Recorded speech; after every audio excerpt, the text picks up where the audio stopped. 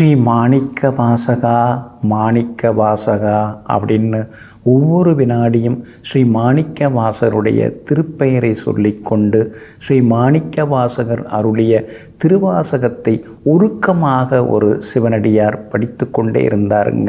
ஸ்ரீ மாணிக்க வாசகர் மேலே அந்த சித்தருக்கு மிகப்பெரிய அலாதியான ஒரு பிரியங்க. அவருக்கு பெருசாக ஆசை எதுவுமே கிடையாது. ஸ்ரீ மாணிக்க வாசகர் பெயரில் நாம் ஏதாவது ஒரு மடம் கட்டணும், அங்கே அந்த மடத்தில் உட்காந்து வர்றவங்க போகிறவங்களுக்கெல்லாம் திருவாசகத்தை சொல்லி கொடுக்கணும், வர்றவங்களுக்கெல்லாம் அன்னதானம் நிறைவாக நாம் செய்யணும், வயிறு நிரம்ப அவங்களுக்கெல்லாம் சாப்பாடு போடணும், அதே மாதிரி ஆன்மீகத்தில் கேள்வி கேட்குறவங்களுக்கு சந்தேகங்களுக்கெல்லாம் நாம் பதில் சொல்லணும், அதெல்லாம் திருவாசக நூல்லேருந்து நம்ம எடுத்து காட்டி சொல்லணும் அப்படிங்கிறத இந்த சித்தருடைய பெரிய ஆசையாகும். இந்த சித்தரும் அதை நிறைவேற்றினாருங்க. 1926ஆம் ஆண்டு தம்மனம்பட்டி அப்படிங்கிற ஊர், இந்த ஊர் தருமபுரிக்கு பக்கத்தில் இருக்குது. இந்த தம்மனம்பட்டி அப்படிங்கிற ஊரில் ஸ்ரீ மாணிக்க வாசகர் மடாலயம் அதை நிறுவி அங்கே எல்லாருக்கும் சேவை செய்ய ஆரம்பித்தார். இந்த மகான், இந்த சித்தருடைய பேர் என்னென்னா ஸ்ரீ அழகானந்த சுவாமிகள் அப்படிங்கிறது தான் இந்த மகானுடைய பெயராகும். இவர் தனக்குன்னு பெருசாக எதையுமே சேர்த்து வச்சுக்கலிங்க.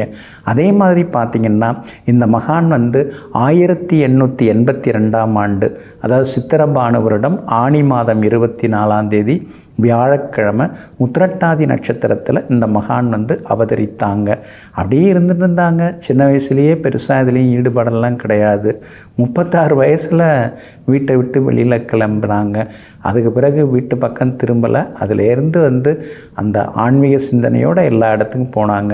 பல ஊர்களுக்கு சென்று ஆன்மீகத்தில் நாட்டம் கொண்டு அங்கே இருக்கக்கூடிய மகான்கள், யோகிகள், தவசிகள் அவங்களுக்கெல்லாம் பணிவிடை செய்து பல விஷயங்களை கற்றுக்கிட்டாங்க.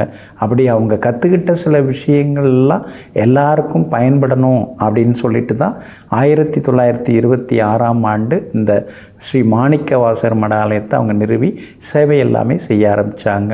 இந்த மகான் எல்லா சித்து விளையாட்டுகளும் தெரிந்தவராக இருந்தாலும் ஒருபோதும் சித்துகள் எதுவுமே அவங்க செய்ததில்லை.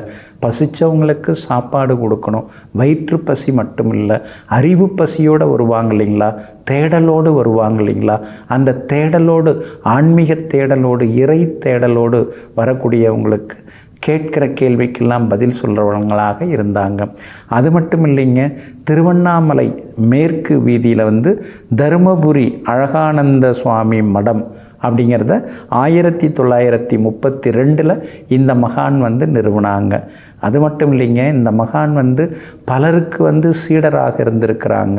அதாவது இந்திர பீடத்தினுடைய ஸ்ரீ கரபாத்திர சுவாமிகள் பரம்பரையில் வந்தவர் ஸ்ரீ குருவானந்த சுவாமிகள், அவருடைய சிஷ்யனாக, சிஷ்ய கோடியாக, சீடராக இந்த மகான் இருந்து பல விஷயங்களை கற்றுக்கிட்டாங்க. இவருடைய மடாலயம் இன்றைக்கும் சிறப்பாக இருக்குது. அந்த மடத்துக்கு, அந்த ஜீவசமாதிக்கு போனோம்னா மனசுக்குள்ளார ஒரு நிம்மதி இருக்கும், கவலைகள் எல்லாமே விலக ஆரம்பிக்குங்க.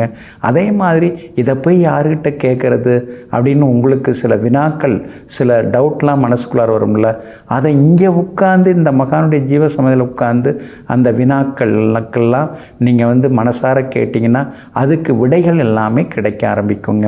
இந்த மகானுடைய ஜீவசமாதி எங்கே இருக்குதுன்னு பார்த்தீங்கன்னா தர்மபுரியிலேருந்து ஒரு 15 கிலோமீட்டர் தூரம் தான் தம்மனம்பட்டி அப்படின்னு ஒரு சின்ன கிராமம். அந்த கிராமத்தில், அந்த ஊரில் தொடக்கத்திலேயே மேற்க பார்த்திங்கன்னா இந்த மகானுடைய திருமடம், மடாலயம், ஜீவசமாதி இருக்குதுங்க. அப்படி இருக்கிறதுனால ஸ்ரீ அழகானந்த சுவாமியுடைய ஜீவசமாதி செல்வோம், அனைத்து வரங்களையும் பெறுவோம். நெஞ்சிற்கினியவர்களே, வியாழக்கிழமையாகிய இன்றைய நாள் யோகிகள், மகரிஷிகள், சந்நியாசிகளின் அருளாசியால் வெற்றி திருநாளாக உங்களுக்கு அமையட்டும். மீண்டும் நாளை காலை சந்திப்போம். நன்றியுடன் உங்கள் ஜோதிட முனைவர் KP வித்யாதரன். வணக்கம்.